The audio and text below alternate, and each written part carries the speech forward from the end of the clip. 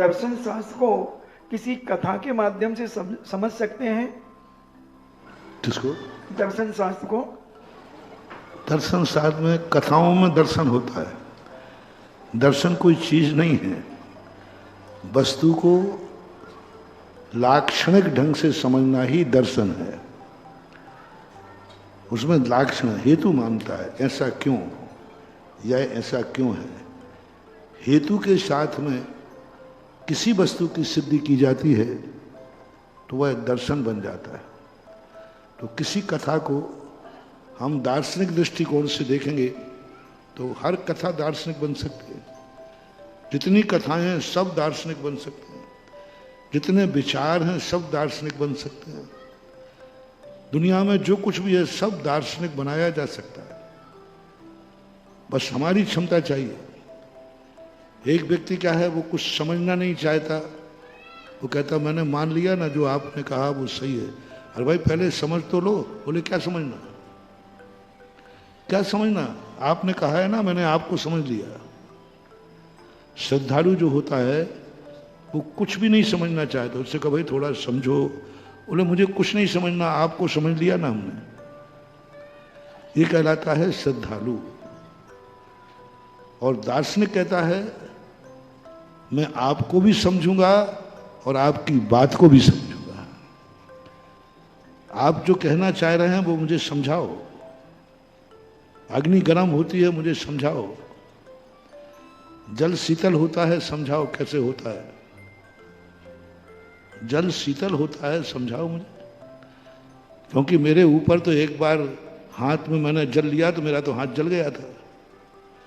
अब देखना, दार्शनिक व्यक्ति कहेगा, प्रवचन दे रहा था, जल का स्वभाव शीतल होता है। जो श्रद्धालु है वो कहता होता है। बोले क्यों, महाराज जी कह रहे हैं ना, ऊंट बलैया ले गई हाजू कहियो। दार्शनिक कहता है रुको महाराज जी, जल शीतल होता है, हमें समझाओ। बोले क्यों समझाऊं भाई, क्योंकि मैंने एक बार जल में हाथ डाला था तो मेरा हाथ जल गया था। जल ही था, जल में ही डाला था। मैंने तो जल में से भाप निकलते देखी है, मैंने तो जल में हाथ जलते देखा है, मैं तो जल को खोलता हुआ देखा है। मेरे ऊपर जल गिर गया था तो फपोले पड़ गए, ये मैंने देखा है। और आप कह रहे हो जल का स्वभाव शीतल है। अब यहां दर्शन की उत्पत्ति हो गई। इष्टम अबाधित सिद्धम असिद्धम। इष्ट हो, अबाधित हो और असिद्ध हो। इष्ट यानी दोनों समझना चाहते हैं कि नहीं, समझाने वाला समझाना चाहता है, समझने वाला समझना चाहता है, इसको बोलते इष्ट। अबाधित, दोनों को इसमें कोई बाधा नहीं है। और असिद्ध होना चाहिए।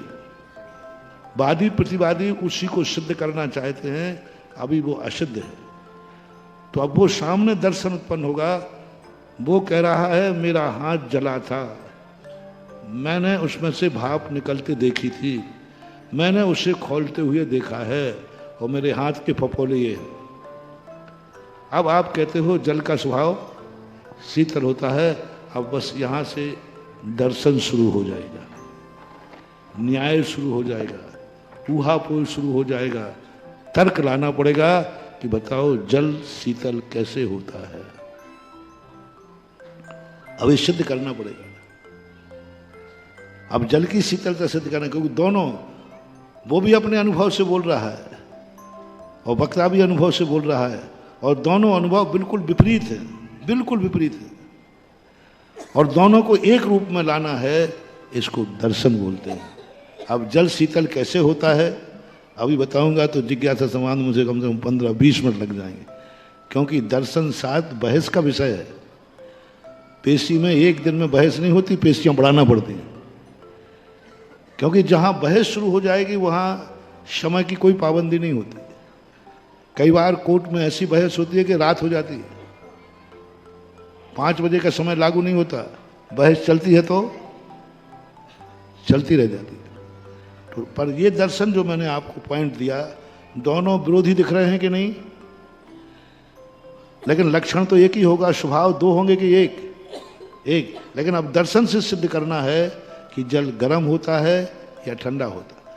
वो अपना अनुभव बता रहा है और शीतल जल बोलने वाला भी अपना अनुभव बता रहा है, क्योंकि वो ज्ञानी है। वो ज्ञानी है, जल शीतल होता है। सामने वाला अनुभवी है, जल गर्म होता है, क्योंकि उसने हाथ डाल के देखा है। तो इसी ऐसी चीज़ों पर दार्शनिक दृष्टिकोण सामने आता है।